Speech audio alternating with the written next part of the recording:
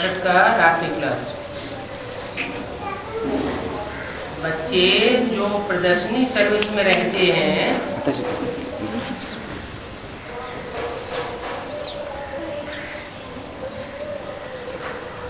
क्या ये डिफिकल्ट बात है?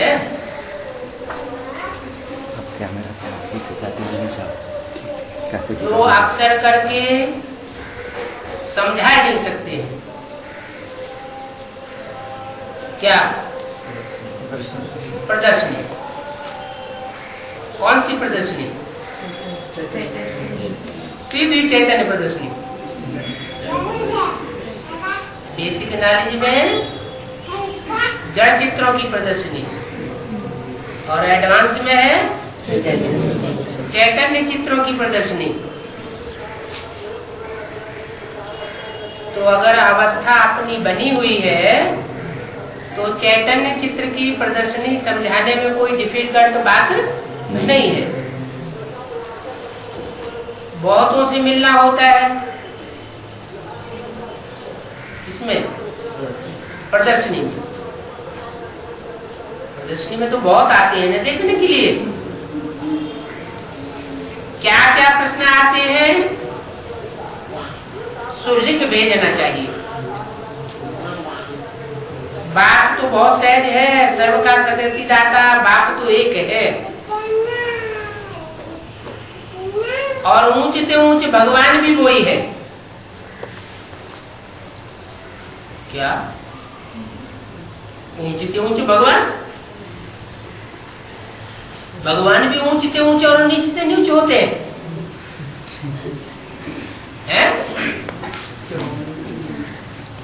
भगवान भी ऊंचे नीचे होते हैं क्या?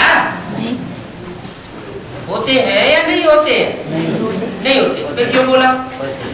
नीचे आते हैं पूर्वोत्तर पर आते हैं ना। होते हैं ऊंचे से ऊंचे माना सबसे ऊंचे। इसका मतलब ऊंचे से ऊंचे भगवान भी है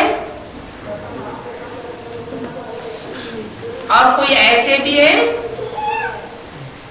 जो भगवान बन करके तो बैठ जाते हैं लेकिन है नीचे से नीचे कर्म करने वाले। उनको ही परमपिता परमात्मा कहा जाता है जो ऊंचे से ऊंचे है। क्या कहा जाता है उनको? परम पिता। पिताओं में सबसे परम, परे से परे रहने वाला, उससे ऊंचे परे की स्टेज में रहने वाला कोई भी पिता नहीं।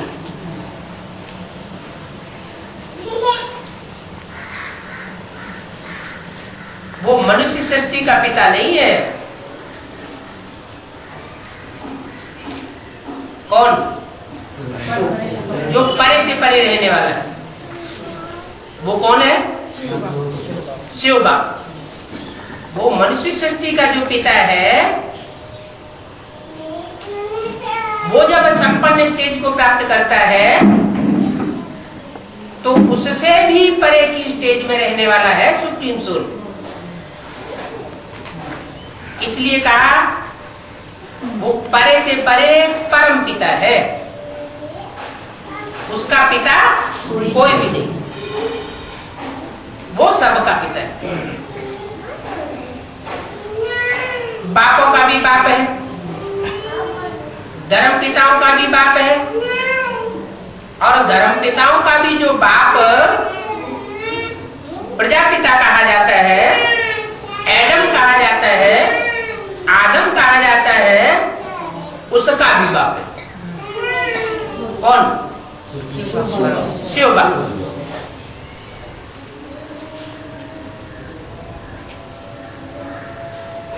सब इनके बच्चे हैं परम पिता की। इसलिए बच्चों को आकर के दुख से छुड़ाते हैं।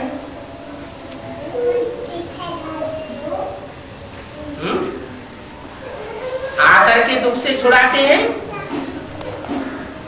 या आते हैं ज्ञान सुनाते हैं मुरली सुनाते हैं और चले जाते हैं, फिर बच्चे अपने आप दुख से छूटते रहते हैं। नहीं, आकर के बच्चों को दुख से छुड़ाते हैं। उनको दुख से छुड़ाने के लिए खुद ही आना पड़ता है। ऐसे नहीं कि वो आए, ज्ञान सुना के चले जाएं, फिर बच्चे अपने आप दुख से छूटते रहेंगे। या जो समझू सयाने बच्चे हैं वो खुद अपने को दुख से छुड़ाते रहेंगे और दूसरों को भी छुड़ाते रहेंगे। नहीं, कोई ऐसे समझ लेते क्या कि वो ऊंचे ऊंचे बाप ब्रह्मा के तन में आया, आकर के ज्ञान सुना के चला गया, अब दुख से हम अपने आप छूटते रहेंगे और अपने फॉलोअर्स को छुड़ाते रहेंगे। बाप कहते हैं मैं ही ऊंचे ऊंची इसलिए कहा जाता हूं कि मैं खुद ही आकर के बच्चों को छुड़ाता हूं दुख से। बाप आकर के भारत को स्वर्ग बनाते हैं, सारे भारत को स्वर्ग बनाते हैं। ये नहीं कहा सारी दुनिया को स्वर्ग बनाते हैं, भारत को स्वर्ग बनाते हैं। आकर के वो गुरु लोग क्या समझते हैं? गांधी जी क्या समझते थे? हम राम राज्य लाएंगे। ये गांधी जी का काम नहीं है।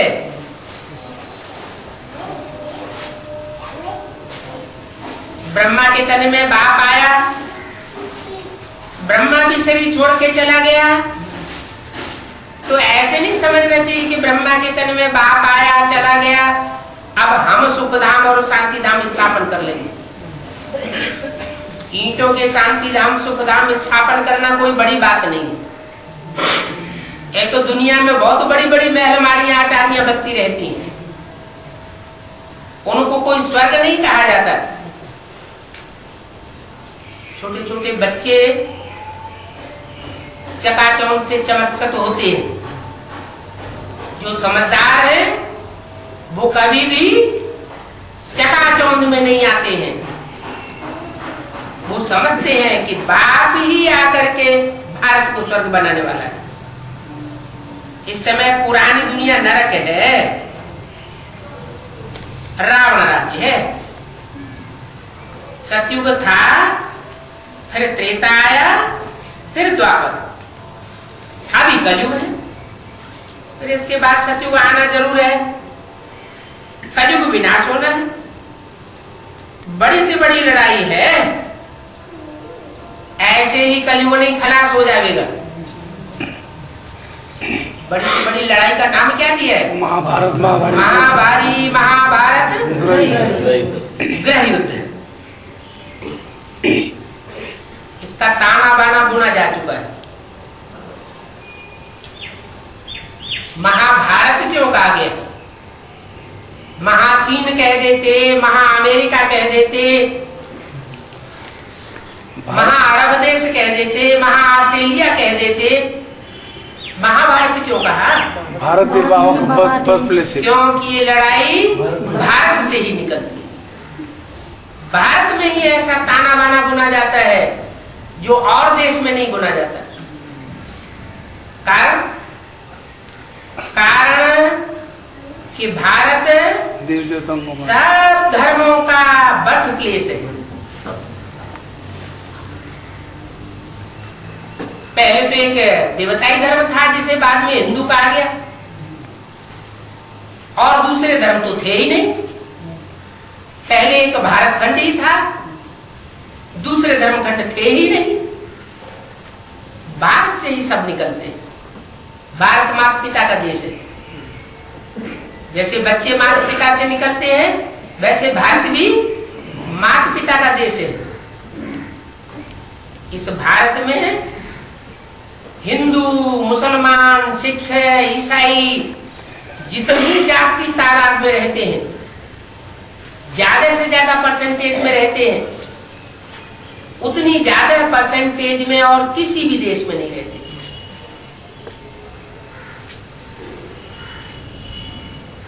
और वो हिंदू, मुसलमान, सिख, ईसाई आपस में जितनी यहां लड़ाई करते हैं, उतना और किसी देश में आपस में मुड़मुड़ताड़ नहीं होती।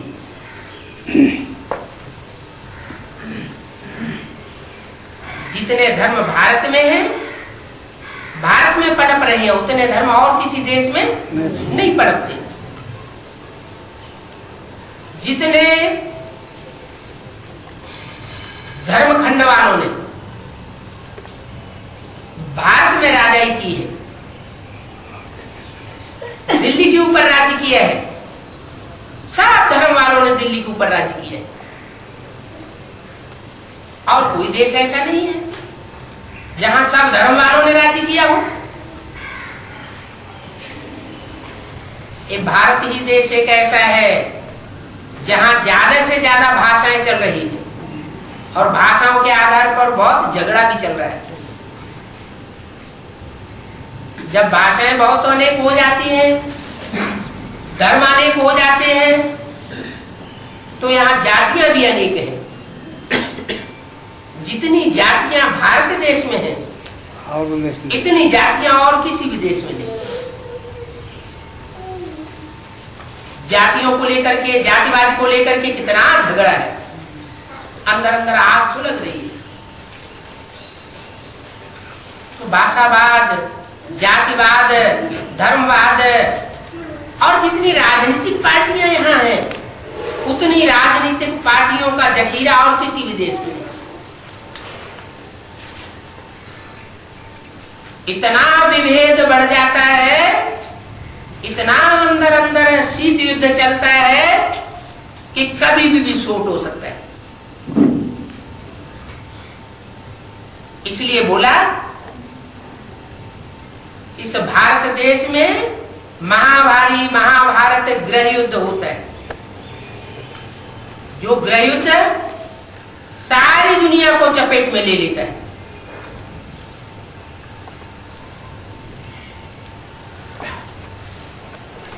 कब? जब भगवान बाप आकर के यहाँ रुद्र ज्ञान यज्ञ रचते। इस रुद्र ज्ञान यज्ञ से यह अग्नि प्रज्वलित होनी है। चिंगारी कहां से लगेगी? दुनिया में भी द्वितीय विश्व युद्ध जब हुआ था, तो उस द्वितीय विश्व युद्ध में जो भी विनाश हुआ था,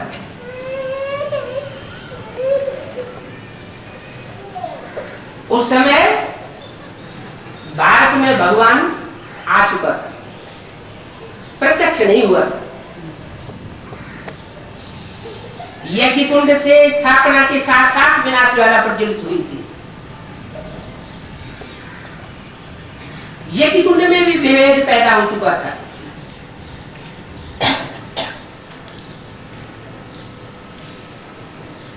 उस समय भी भेद पैदा हुआ, जो आदि में हुआ वो अंत में अब फिर बरकरार। अग्नि प्रज्वलित तो होनी जरूर है, और हम बच्चों को ही संपन्न करनी है।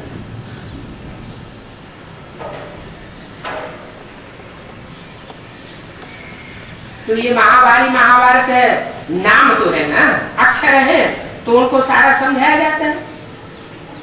ये है महाभारत की लड़ाई, भक्ति मार्ग का भी अंश है। शास्त्रों में कितनी दंत कथाएं लिखी है। बाप समझाते हैं कि मनुष्यों द्वारा बनाए हुए शास्त्रों को पढ़ करके मनुष्यों का क्या हाल हुआ है। बाप कोई कहते हैं जो सेलिब्रेट करो, इसलिए फिर बाप को आना पड़ता है। बुलाते हैं, आओ गॉडफादर आकर के हमारी रक्षा करो। दुश्मन रावण भी खड़ा है, रावण का चित्र भी बनाया हुआ है। चित्र किस बात की यादगार होती है? जरूर है। कोई चरित्र करने वाला है तो चित्र बनाया जाता है। रावण के 10 सिर दिखाए जाते हैं, 10 मुख क्यों दिखाए जाते हैं?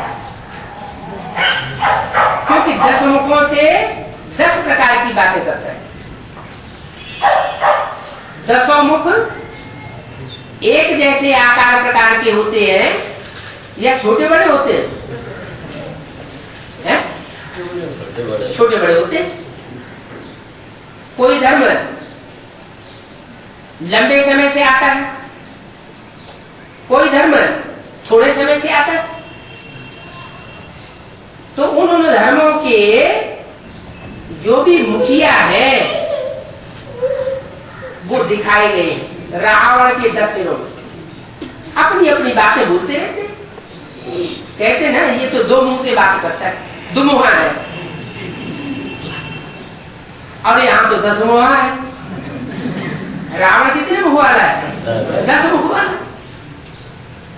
कहते हैं शंकर जी को एक बच्चा था, वो 6 मुख वाला था। वो कितने मुख से बोलता था? 6 मुख से बात करता था।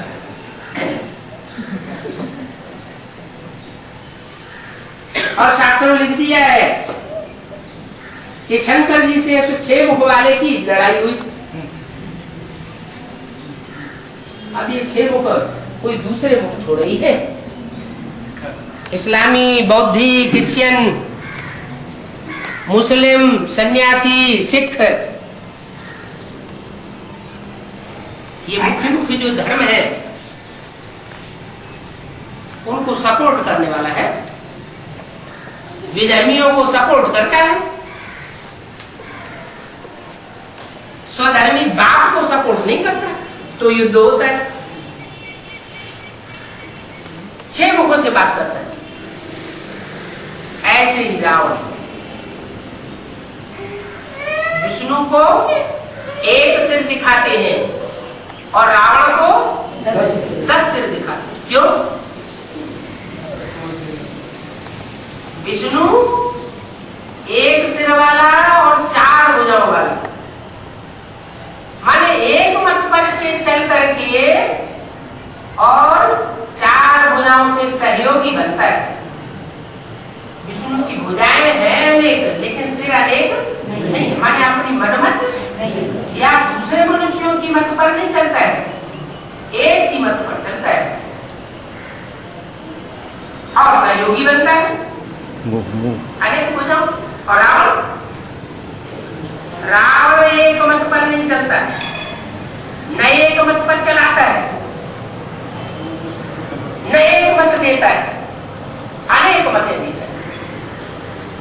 तो अनेक मत उससे होती है दुर्गति और एक मत से होती है सदगति। ये राज है क्या मुखों का। ऐसे नहीं कि शास्त्रों में जो भी चित्र बनाए हैं तो वो बिना किसी अर्थ के बनाए हुए हैं, नहीं, शास्त्र तो फिर भी बाद में बनाए गए जब द्वापर युग थोड़ा बीत चुका था। चित्र तो एकदम द्वापर के आदि में बनाए गए 2-2,500 साल पहले। और खासकर वो चित्र मालूम है कहां बनाए गए हैं? भारत में तो बनाए गए, लेकिन भारत के किस हिस्से में वो चित्र बनाए गए थे? हैं? अरे लो, जहां बनाए गए थे वो लोग ही नहीं जानते हैं स्थान। हाँ, वो चित्र बनाए गए महाराष्ट्र में। कहाँ बनाए गए? महाराष्ट्र। उन चित्रों में सच्चाई थी। आदि में जो शास्त्र बने वो भी सतो प्रधान थे, उनमें भी सच्चाई थी। चित्रों के आधार पर वो चरित्र करने वाले प्रत्यक्ष हुए और शास्त्रों में उनका वर्णन किया गया। पहले चित्र बनते हैं, बाद में शास्त्र बनते हैं। जब मनुष्य ज्यादा तमो प्रधान होते गए तो कलाकारी खत्म होने लगी,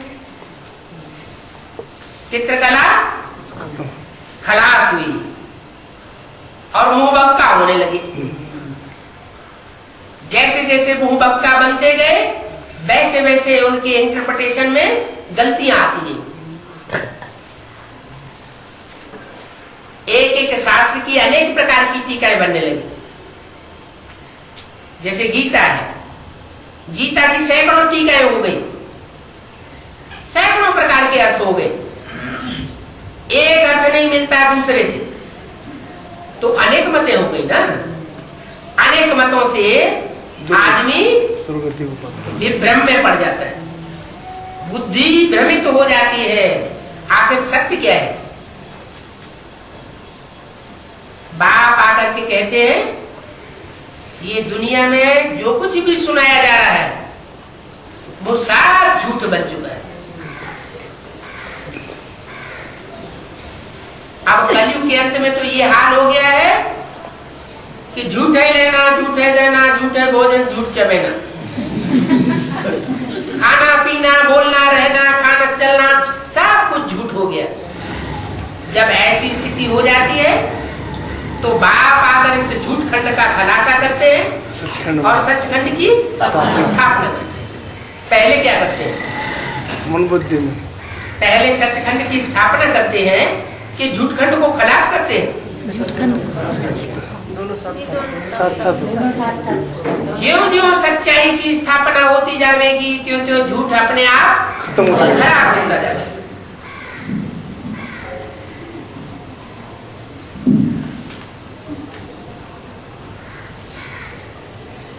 तो ये भक्ति मार्ग का अंश है। शास्त्रों में ये जो दंत कथाएं लिखी हुई है वो मनुष्यों की लिखी हुई है। तो बाप कहते हैं मनुष्यों द्वारा बनाए हुए इन शास्त्रों को पढ़ करके क्या करेंगे? दुर्गति को पाएंगे, उनसे कल्याण होता नहीं। अच्छा, नहीं हुआ कल्याण। अब बाप आते हैं, बाप आते हैं, ब्रह्मा के मुख से बोलते हैं, उस समय कुछ न कुछ कल्याण तो होता होगा ना, कि नहीं होता है? ब्रह्मा के मुख से बोलते हैं तो भी कल्याण होता है। फिर ब्रह्मा शरीर छोड़ देते हैं, फिर क्या करते हैं? फिर ब्रह्मा के मुख से बोले हुए जो भी बातें हैं वो कागजों में छपाई जाती है और ब्राह्मण उनको पढ़ते हैं, सुनते हैं और दूसरों को सुनाते हैं। तो उनसे कल्याण होगा? क्यों नहीं कल्याण होगा? भगवान की बताई हुई बातें नहीं। भगवान जब डायरेक्ट मुख से सुनाता है तभी परिवर्तन होता है। भगवान के मुख से जो डायरेक्ट बैठ करके सुनते हैं उनका ही परिवर्तन होता है। भगवान की बोली हुई बात जब छपाई दी जाती है या लिख करके सुनाई जाती है तो उसमें अंतर पड़ जाता है। जैसे दूध का भरा हुआ घड़ा हो, उसमें एक बूंद सांप का विष डाल दो तो सारा क्या हो जाएगा? विष हो जाए। तो बताया, मुरली में क्लैरिफिकेशन दिया, तुम बच्चे जो डायरेक्ट सुनते हो सन्मुख बैठ करके, वो है फर्स्ट क्लास माल। और टैप रिकॉर्डर भी एक्यूरेट सुनाता है, वो है सेकंड क्लास माल। कागज की और कागज पर लिख करके छपा करके जो सुनाया जाता है और सुना जाता है वो है थर्ड क्लास। अभी तो गवर्नमेंट ने भी कई साल से, सालों साल हो चुके जब से ट्रेन में थर्ड क्लास खत्म कर दिया। तो जब गवर्नमेंट ने, जो भ्रष्टाचारी गवर्नमेंट है उसी ने थर्ड क्लास खत्म कर दिया, तो श्रेष्ठाचारी गवर्नमेंट ने थर्ड क्लास रखा होगा क्या? है? रखा है? अच्छा, आप में से कोई थर्ड क्लास माल पढ़ता है, सुनता है? कोई नहीं सुनता? अरे कोई सुनता हो, ब्रह्मा कुमारियों में जाता हो कभी कभी? नहीं जाता? अच्छा, सब second class, good second class और फर्स्ट क्लास मान लेने वाले। अच्छा, तो इन शास्त्रों को हम पढ़ करके क्या करेंगे? 63 जन्म से हम इन शास्त्रों को पढ़ते चले आए, फायदा तो कुछ भी नहीं हुआ। दो धर्म पिताएं भी आते हैं तो वो आकर के शास्त्र पढ़ करके सुनाते हैं या डायरेक्ट आकर के मुख से बोलते हैं? शास्त्र पढ़ के सुनाते। वो धर्म पिताएं इब्राहिम, बुद्ध, क्राइस्ट आकर के अपना अपना धर्म स्थापन करते हैं। इस सृष्टि में जो गिरती हुई सृष्टि है, गिरती हुई सृष्टि रूपी मकान है, उसको टाइम टू टाइम जगह जगह आकर के रिपेयर करते हैं। तो क्या वो डायरेक्ट मुख से सुनाते हैं तब रिपेयर कर पाते हैं या लिख करके और पढ़ करके सुनाते हैं? डायरेक्ट मुख से सुनाते हैं तो मकान फिर रिपेयर भी होता है। यहाँ तो बाप आकर के नया मकान बनाते हैं, सब कुछ नया बताते हैं, कोई भी पुरानी बातें नहीं बताते। नित्य नित्य नए नए राज समझाते हैं। कहते हैं तुम बच्चों को जब तक जीना है तब तक पीना है। तो तुम इन शास्त्रों को, चाहे दुनियावी शास्त्र हो, चाहे ब्राह्मणों की दुनिया के शास्त्र हो, तुम इन शास्त्रों को पढ़ करके क्या करेंगे? कुछ करेंगे? हैं? कुछ नया राज निकालेंगे? नहीं, बाप खुद ही आकर के सब राज की बातें बताते। अच्छा, वो तथाकथित ब्रह्मा कुमार कुमारी का है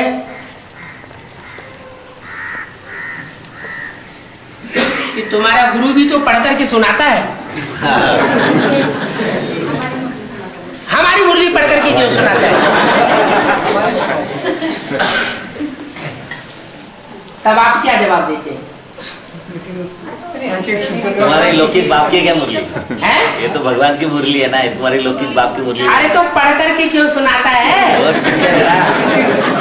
तुम्हारा भगवान डायरेक्ट क्यों नहीं सुनाता?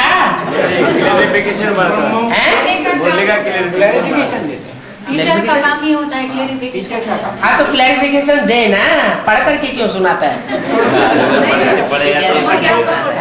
टीचर भी पढ़कर सुना नहीं, स्कूल में टीचर उनको बताओ कि पढ़ने का काम कृष्ण बच्चे का है, जो सूक्ष्म शरीर के बंधन में है, वो अभी संपन्न नहीं बना है। वो कृष्ण बच्चे की पढ़ाई अभी चल रही है। कृष्ण बच्चा मुरली हाथ में लेकर के पढ़ता है, तो कहेंगे कृष्ण बच्चा मुरली हाथ में लेकर के पढ़ता है। कृष्ण का जन्म तो बाबा ने संदेशी को बताया कि नेपाल में हुआ। तुम्हारे यहाँ आकर के कहां से हिंदुस्तान में पढ़ाई पढ़ने लगा? तब क्या जवाब देंगे? तो उनको जवाब देना पड़े, अरे वो उस स्थूल नेपाल की बात नहीं है। नेपाल माने नई दुनिया को पालना करने वालों का जखीरा। जो नई दुनिया की पालना करने वाले हैं उनका संगठन, उनका वो स्थान जहां वो इकट्ठे होते हैं, वो है बेहद का नेपाल। उस बेहद के नेपाल में कृष्ण बच्चे ने जाकर के जन्म लिया। उस नेपाल में जाकर के जन्म नहीं लिया, विदेश में। वो विदेश है कि स्वदेश है? वो तो विदेश हो गया। जैसे पाकिस्तान विदेश है, वैसे नेपाल भी विदेश है। कृष्ण भारत में जन्म लेता है या विदेश में जन्म लेता है? भारत में जन्म लेता है। तो उसने बेहद का जन्म लिया है। कृष्ण बच्चे ने, कृष्ण की सोल ने, दादा लेखराज ने जन्म लिया। जैसे बाप जन्म लेते हैं वैसे बच्चा जन्म लेता है। बाप कोई तन में प्रवेश करते हैं तो दिव्य जन्म होता है। ऐसे ही वो कृष्ण बच्चा भी प्रवेश करता है। किसमें प्रवेश करता है वो भी मुरलियों में बताई दिया, इशारा दे दिया। गांधी मरा, राजकोट में कोई बड़े साहूकार कांग्रेसी के यहां जाकर के जन्म लिया। ये तो गांधी जी की बात है, यहाँ क्यों सुनाते हो? अरे वो हद का गांधी जी था और ये बेहद का गांधी जी था। कहता रहता था राम राज्य लाएंगे, राम राज्य लाएंगे, और ये राम राज्य की बजाय क्या हो गया? और ही रावण राज्य हो गया। जो कहते थे, आवाज लगाते थे राम राज्य लाएंगे, लेकिन राम राज्य ला नहीं सका। राम राज्य राम लाएगा या कोई मनुष्य की आत्मा लाएगी? राम राज्य तो राम ही लाएगा। वो दुनिया वाले भी कहते हैं राम मंदिर बनाएंगे, मंदिर बने घर। अरे राम का मंदिर तुम क्यों बनाओगे? राम अपना मंदिर, अपना घर अपने आप बना लेगा, तुम क्यों बनाओगे? उसमें अपनी इतनी ताकत नहीं है बनाने की। फिर तुम राम भगवान कहते हो, राम भगवान का मंदिर तुम क्यों बनाओगे? बाप कहते हैं अभी कृष्ण की सोल राजकोट में, माना जो बेहद का गांधी है वो राजाओं के किले में जन्म ले चुका है। कोई बड़े कांग्रेसी के यहाँ, साहूकार कांग्रेसी, क्या साहूकार कांग्रेसी है, उसके यहाँ जन्म लिया। वो हर युग के अंत में साहूकार बनता है। क्या जब सतयुग था तो सतयुग में जो 8वां नारायण था वो लोन लेता था और लोन लेकर के अपनी राजाई चलाता था। लोन लेते लेते जब बहुत कर्जा चढ़ गया तो सारी राजाई उसकी लोन में डूब गई, और जिससे लोन लिया वो थी राम वाली आत्मा। राम राजा, राम प्रजा, राम साहूकार। हर युग के अंत में बड़ा साहूकार बनता है। संगम युग में ज्ञान रत्नों का बड़ा साहूकार बनता है। उन 4 युगों में अंतिम जन्म में स्थूल रत्नों का साहूकार बनता है। तो सतयुग के अंत में जो लास्ट नारायण है वो अपनी सारी राजाई लोन में राम को अर्पण कर दी। शूटिंग कहाँ होती है? संगम। सन 76 में सत्य की शूटिंग का अंत हो गया। जो ब्राह्मणों की संगम युग की दुनिया का राजा था वो हवाई जहाजों में घूमने में लगा हुआ था। जो काम करना चाहिए ब्राह्मणों को वो नहीं कर रहा था। ब्राह्मणों का काम क्या है? मुख्य काम क्या है? ज्ञान का लेन देन करना। तो ज्ञान का मनन चिंतन करना, मंथन करना, ज्ञान का लेन देन करना। ज्ञान माने मुरली। शिव बाप ने जो कुछ ब्रह्मा द्वारा बोला उन बातों का गहराई में अवगाहन करना। तो उन बातों में तो बुद्धि लगा नहीं रहा था, वो तो दुनिया में हवाई जहाजों के चक्कर काट रहा था, मान मर्तबा ले रहा था। तो राजाई डूबेगी या राजाई मिलेगी? कर्जा चढ़ गया। किसका कर्जा चढ़ गया? उस राम वाली आत्मा का कर्जा चढ़ गया जिसने मुरलियों का मंथन किया, मनन चिंतन किया और उसमें से नए नए ज्ञान रतन निकाले। तो सतयुग के आज में भी साहूकार होता है और त्रेता के अंत में भी साहूकार होता है। इतना बड़ा साहूकार होता है कि उसका बच्चा राजा विक्रमादित्य बहुत बड़ा मंदिर बनाता है और उस मंदिर में ढेर सारे हीरे रतन जवाहरात पन्ना और ढेर सारा धन संपत्ति लगाई जाती है। द्वापर के अंत में भी बड़ा साहूकार बनता है, इतना बड़ा साहूकार बनता है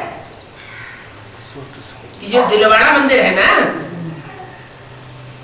देखा है कितनी लंबी चौड़ी जगह में फैला हुआ है।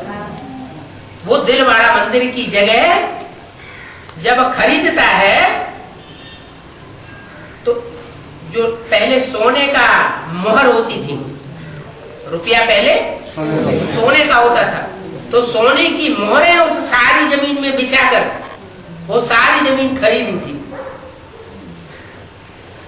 क्या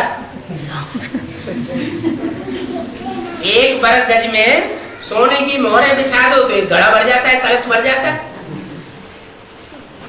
अब कितने कलश होंगे? तो इतना बड़ा साहूकार कलयुग के अंत जो द्वापर के अंत में होता है। इसी तरह कलयुग के अंत में भी बड़ा साहूकार बनता है। क्या किसका भागीदार था? दादा देख रहा है इनका भागीदार। कितने हिस्से का हकदार था? आधे का हकदार। तो दादा देख रहा है जब इतने बड़े साहूकार थे तो उसका भागीदार भी साहूकार हुआ। फिर संगम युग आता है। संगम युग में भी वो हर युग की शूटिंग के अंत में बहुत बड़ा ज्ञान रत्नों का साहूकार बनता है। तो सतयुग की शूटिंग सन 76 पूरी होती है और जो आर्य समाजी है बहुत लिटरेचर छपाता है। आर्य समाजी लिटरेचर बहुत छपाते हैं। आखिरी जन्म में वो क्या होता है? आखिरी जन्म में आर्य समाजी ही था ना, तो उसके हाथ में यज्ञ की सारी सत्ता आ जाती है। किसके हाथ में? जगदीश भाई के हाथ में।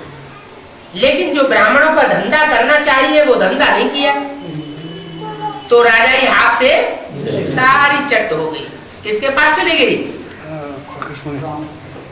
राम साहूकार के पास सारी राजाई चली जाती।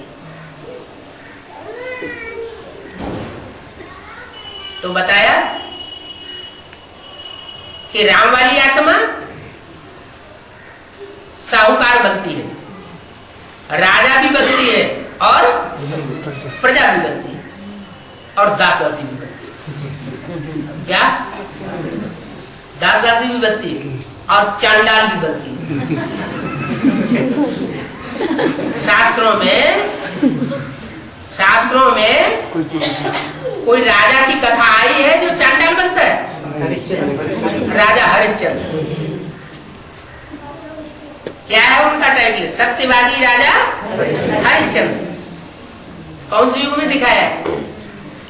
उन्होंने तो सतयुग में दिखाई दिया है। बात कहाँ की है? सतयुग की बात। तो अभी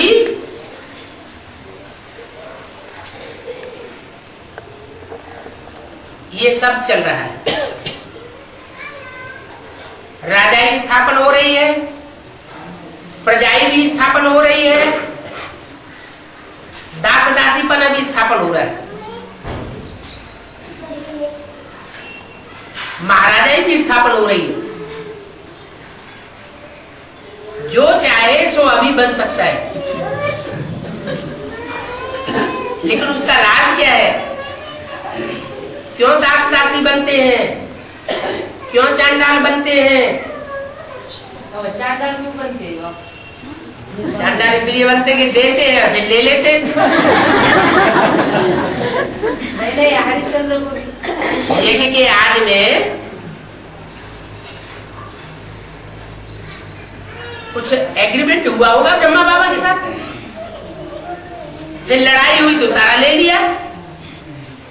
अगर ले लिया तो अगले जन्म में रईस बनेगा या गरीब बनेगा? क्या बनेगा? गरीब घर में जन्म लेगा ना, तो गरीब घर में जन्म मिलता है। राम फेल हो गया ना, राम फेल हो गया तो जाओ तुम अपने हिस्से के ज्ञान रतन ले जाओ, ज्ञान के बाण ले जाओ। फेल हुआ तो उसको बाण मिल गया, धनुष मिला और बाण मिला, तो बाण ले जाओ। अब बाण चलाओ और अपनी राजाई कमाओ। आगे इस यज्ञ से तुमको कुछ भी मिलने वाला नहीं। जब बाप को ही नहीं मिलेगा तो बच्चों को भी नहीं मिलता। यज्ञ के आदि में वो बच्चे भी गए और बाप भी गए। तो ये महाभारत गृह युद्ध सामने खड़ा हुआ है। बाहर की दुनिया में तो बाद की बात है, पहले कहां खड़ा हुआ है? पहले ब्राह्मणों की संगमी की दुनिया में महाभारत गृह युद्ध सामने खड़ा है। खून की नदियां बहेंगी, है? क्या बेसिक वाले एडवांस वालों को मार डालेंगे?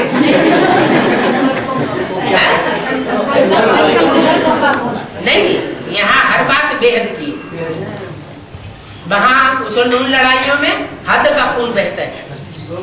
वो दुनिया में क्रांतियां होती है तो हद का खून बहता है, और यहाँ संकल्पों का खून बहता है।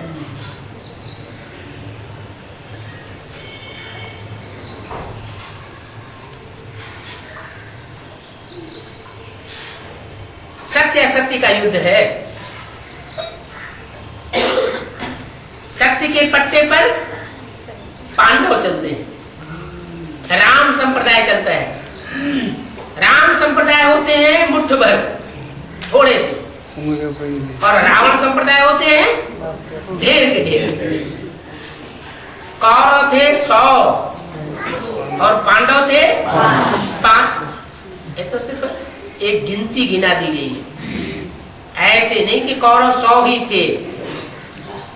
जिस समय महाभारत युद्ध हुआ तो शास्त्रों में लिखा है 18 अक्षौणी सेना थी, और एक एक अक्षौणी में लाखों की तादाद में हाथी गिनाए गए, घोड़े गिनाए गए, घुड़सवार गिनाए गए, हाथी सवार गिनाए गए, रथ सवार गिनाए गए, पैदल गिनाए गए। वास्तव में जो संख्या वहां गिनाई गई है वो संख्या आज की सारी दुनिया की जनसंख्या है। तो बड़ा भारी रिवॉल्यूशन होने वाला है। ऐसे नहीं कि ये ज्ञान का झगड़ा, ज्ञान का युद्ध है, सत्य असत्य का युद्ध है, सिर्फ ब्राह्मणों की दुनिया तक ही सीमित रहेगा। नहीं, विनाश ज्वाला सर्वत्र ज्ञान यज्ञ कुंड से निकली तो सारी दुनिया को चपेट में ले बैठी। क्यों?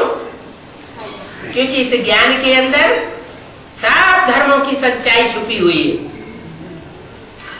किस धर्म में कितनी सच्चाई है, और वो सच्चाई कहां से आती है,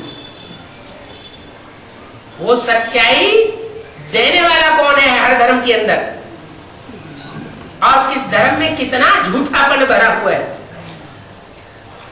और वो झूठापन कहां से आता है, वो सब इस ज्ञान से क्लियर हो जाता है। मनुष्यों से आता है झूठापन, और राम से आता है सच्चापन। एक बाप है सच्चा, बाकी सब झूठे नंबरवार तो होते ही। ऐसे थोड़े ही कि सब धर्म 100% झूठे ही झूठे हैं, नहीं, उनमें सच्चाई भी है, उनमें झूठाई भी है। इसलिए बाप जब आते हैं तो हर धर्म से आत्माओं को चुनते हैं, श्रेष्ठ आत्माओं का चुनाव करते हैं, और वो श्रेष्ठ चुनी हुई आत्माएं माउंट आबू में आकर के ब्राह्मण बन के ब्रह्मा की औलाद पढ़ती। फिर उन ब्राह्मणों में से फिर से चुनाव होता है।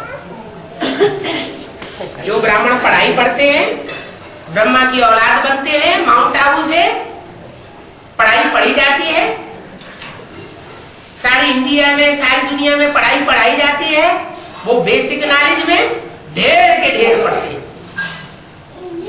दुनिया में प्राइमरी स्कूलों में संख्या ज्यादा होगी या दुनिया के जो बड़े बड़े कॉलेज हैं एमए बीए के उनकी जनसंख्या ज्यादा होगी? प्राइमरी स्कूलों की जनसंख्या ज्यादा होगी ना पढ़ने वालों की।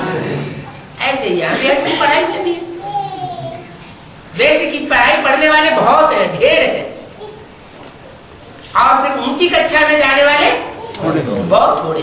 वो है एडवांस की पढ़ाई। एडवांस की पढ़ाई में भी सब धर्मों के बीच है, अच्छे से अच्छे भी हैं और बुरे से बुरे भी हैं। जैसे बेसिक नॉलेज में भी सूर्यवंशी थे, वो तो यज्ञ के आग में ही चले गए राम के साथ साथ। राम फेल हुआ तो सारे सूर्यवंशी फेल होकर के चले गए। सूर्यवंशी फेल होते हैं क्या? नहीं होते हैं? सूर्यवंशी फेल नहीं होते, सब फेल होते हैं। माया किसी को नहीं छोड़ती। कोई पहले फेल होते हैं, कोई बाद में फेल होते हैं। ऐसा अहंकार कोई न करे कि हम माया से फेल होने वाले नहीं है कभी। माया किसी को छोड़ती नहीं है। जैसे बाप सर्वशक्तिवान है वैसे माया भी सर्वशक्तिवान है। बाप की पहली बच्ची है। जो बड़ा बच्चा होता है वो पावरफुल होता है या जो बाद में पैदा होता है वो पावरफुल होता है? पहला बच्चा पावरफुल होता है। कहते हैं जब सृष्टि की शुरुआत हुई, कश्यप ऋषि ने जब सृष्टि रची तो उनको दो पत्नियां थी, दिति और अदिति। दिति से दैत्य पैदा हुए क्योंकि बड़ी रानी थी और वो पहले पैदा हुए। और अदिति से देवता पैदा हुए, वो बाद में हुए। तो छोटे कौन हुए, बड़े कौन हुए? देवता छोटे हो गए और असुर बड़े हो गए। ज्यादा पावर किसको मिलेगी? असुर हो ज्यादा पावर मिलेगी। इसलिए जब तक भगवान सहयोगी न बने तब तक देवताएं असुरों से जीत नहीं सकते। असुर बलवान होते हैं, देवताएं कमजोर पड़ जाते हैं। क्यों? क्योंकि देवताओं में छल छिद्र उतना नहीं होता। जब बाप आते हैं तो सच्चे होकर के बाप के साथ चलते हैं। सच्चे दिल पर साहबरादी हो जाता है। तो अभी वही समा बना हुआ है।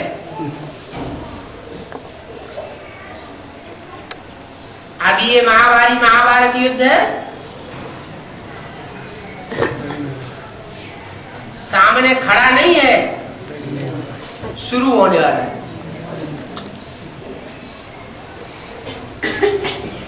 भगवान हमारा साथी,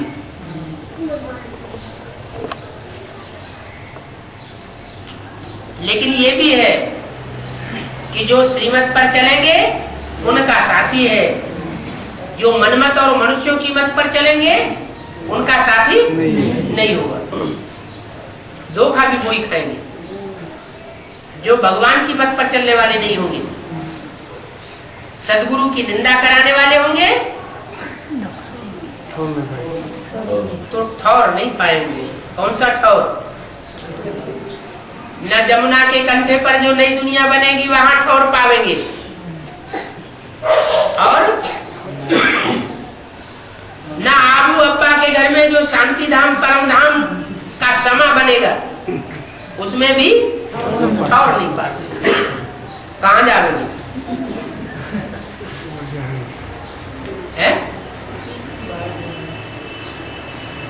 भारत में तो पहले युद्ध होता है महाभारत गृह युद्ध, ये तृतीय विश्व युद्ध है। लेकिन अंत में होता है चतुर्थ विश्व युद्ध। तृतीय विश्व युद्ध में तो भारत और भारत के आसपास के देश अपना नुकसान करते हैं, नेस्त नाबूद होते हैं। लेकिन चतुर्थ विश्व युद्ध में तो सारी दुनिया स्वाहा हो जाती है। एटम बमों की लड़ाई है।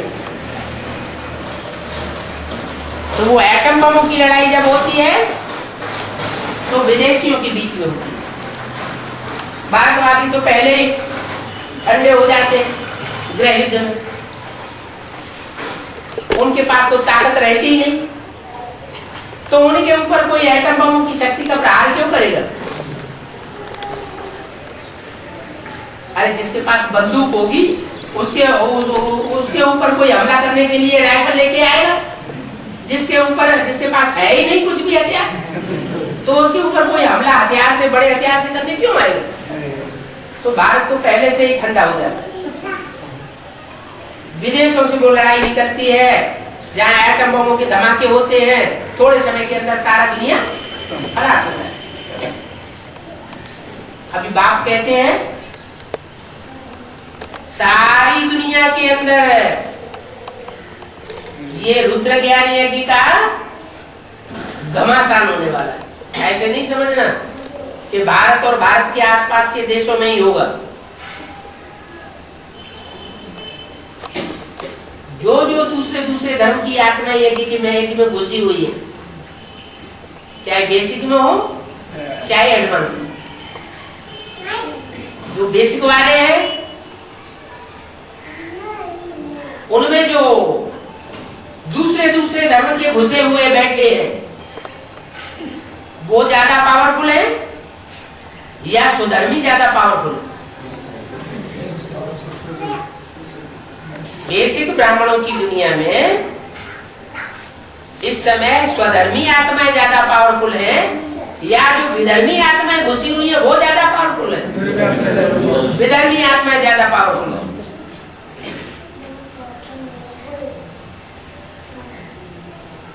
और एडवांस में है स्वधर्मी ज्यादा पावरफुल है। स्वधर्मियों में सूर्यवंश और चंद्रवंश।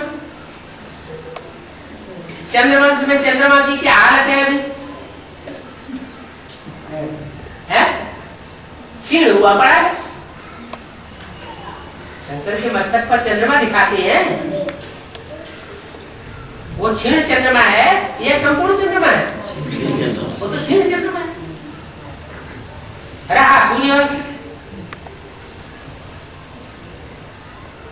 तो दुनियावी मान मर्तबे के आधार पर वो सूर्यवंश से ज्यादा मान मर्तबे वाला है या कम मान मर्तबे वाला है?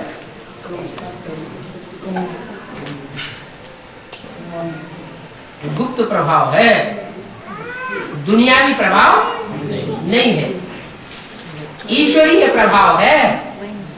बाहर का पंप एंड शो का प्रभाव नहीं है। फिर भी अगर देखने में आवे तो एडवांस पार्टी में भी जो दूसरे धर्म की आत्माएं हैं वो ज्यादा पावरफुल है। और क्या होना है? ज्ञान की दृष्टि से, योग की दृष्टि से, धारणाओं की गहराई की दृष्टि से और सेवा की गहराई की दृष्टि से ज्यादा पावरफुल एडवांस वाले हैं या बेसिक वाले? बेसिक वाले तो वही भक्ति मार्ग के टंट घंट करते रहते हैं जो 63 जन्म करते आए। राजा क्वालिटी की आत्माएं तो वहां निकलती ही नहीं। प्रजा की सेवा होती है और यहाँ तो राजा क्वालिटी की आत्माओं की सेवा होती है। हाँ, ये जरूर है कि जो सूर्यवंशी है वो सूर्यवंशी क्वालिटी की आत्माएं निकालते हैं, जो चंद्रवंशी है वो चंद्रवंशी क्वालिटी की आत्मा, जो जैसा होगा वैसा ही निकालेगा, बनाएगा। लेकिन असलियत को पकड़ना एडवांस में ज्यादा हो रहा है। तो जो एडवांस में असलियत को पकड़ने वाले हैं लेकिन विधर्मी हैं, दूसरे दूसरे धर्म से हैं, वो जाकर के बेसिक के विधर्मियों से मिल जाएंगे। क्या इस्लामियों के बीच इस्लामियों से मिल जाएंगे, बौद्धियों के बीच बौद्धियों के आधार मूर्तों से मिल जाएंगे, क्रिश्चियंस के बीच क्रिश्चियंस के आधार मूर्तों से मिल जाएंगे। और दुनियावी पावर आधार मूर्तों में ज्यादा है या एडवांस वालों में ज्यादा है? आधार मूर्त बेसिक वालों में दुनियावी पावर ज्यादा है। सारे मिनिस्टर उनकी मुट्ठी में, बड़े बड़े नेता हैं उनकी मुट्ठी में, मीडिया में अखबार वाले और टेलीविजन वाले उनकी मुट्ठी में है, बड़े बड़े ऑफिसर्स भी उनकी मुट्ठी में, पुलिस का तबक्का भी उनकी मुट्ठी में है, और नोटों की गड्डियां भी उनकी मुट्ठी में। तो सारी पावर उधर है। और जो थोड़ी बहुत यहाँ ईश्वरीय पावर मिली भी है, वो नंबर 12 विधर्मियों में बटी हुई है। और वो विधर्मी यहाँ की सच्चाई को लेकर के, यहाँ की कमजोरियों और विशेषताओं को लेकर के वहां ऐड होने वाले। क्या नहीं समझा? चंद्रवंशियों में मिल जाएंगे, यहाँ के इस्लाम वंशियों में मिल जाएंगे, बौद्धिवंशी बौद्धियों में मिल जाएंगे, क्रिश्चियंस जो है वो क्रिश्चियंस में मिल जाएंगे। अब रहा कौन? सूर्यवंशी कहेंगे। वहां तो सूर्यवंशी है ही नहीं, सारे इधर आ गए। वो किससे मिल जाएंगे? जिसका संसार में कोई नहीं होता उसका बाप। एक शिव बाबा, दूसरा कोई। तो बड़ा भारी रिवॉल्यूशन होने वाला है। क्या? भारी क्रांति होने वाली है। जो भी इधर की सच्चाई है वो उनके पास पहुंचने वाली है।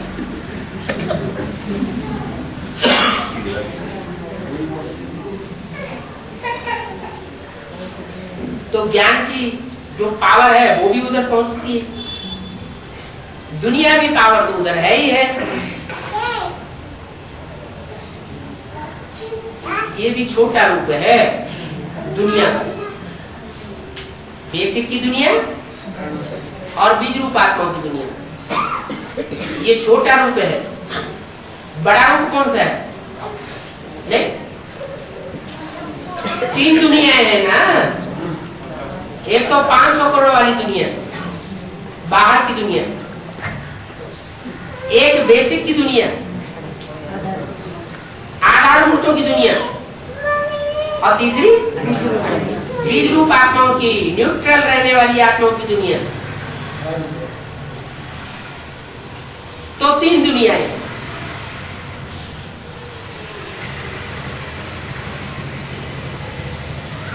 वो आधार मूर्तों की दुनिया बीज रूप विधर्मियों से मिलकर के, जो दुनिया के बड़े बड़े धर्म गुरु नेताएं आदि हैं, उनसे मिलकर के एक हो जाने वाले। क्या समझ में आया? है?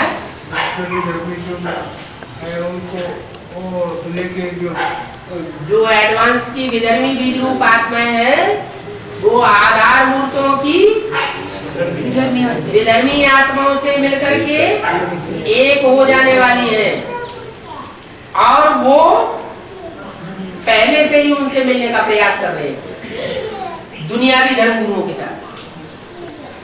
क्या? उनकी सारी परंपराएं उन्होंने अपना ली।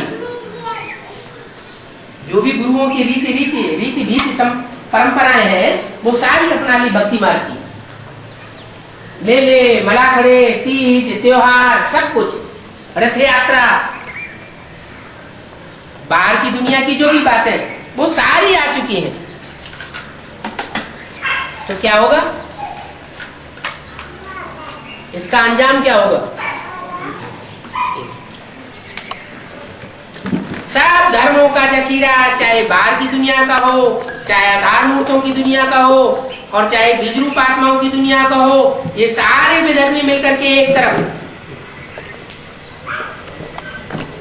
और मुट्ठी भर सूर्यवंशी आत्माएं एक तरफ, ज्ञान सूर्य बाप की तरफ। अब जो हिम्मत करेगा सो पावेगा। कौन हिम्मत करेगा? निश्चय बुद्धि विजय से, अनिश्चय बुद्धि विनश्य से।